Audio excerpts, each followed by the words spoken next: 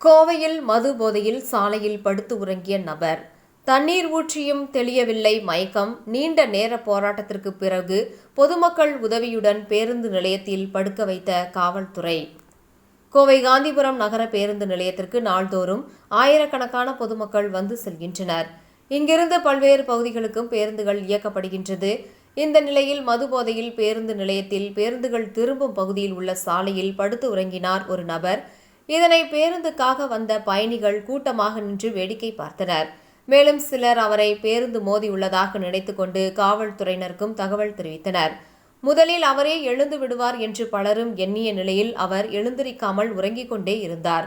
மேலும் அங்கு பணியில் இருந்த தமிழ்நாடு போக்குவரத்து டிக்கெட் பரிசோதகர்கள் மற்றும் ஊழியர்கள் காந்திபுரம் காவல் நிலையத்திற்கு தகவல் தெரிவித்தனர். இந்நிலையில் சம்பவ இடத்திற்கு வந்த காவல்துறையினர் அவரை எழுப்ப முற்பட்டனர். அப்போது அவர் அதிக மது போதையில் இருந்ததாலும் அவரால் எந்திரிக்க முடியவில்லை. இந்நிலையில் அருகில் உள்ள கடையிலிருந்து குடிநீர் பாட்டில் வாங்கி வந்து தண்ணீரை ஊற்றி எழுப்ப முற்பட்டனர் காவல்துறையினர். ஆனாலும் எந்திரிக்க முடியாத நிலையில் படுத்திருந்தார்.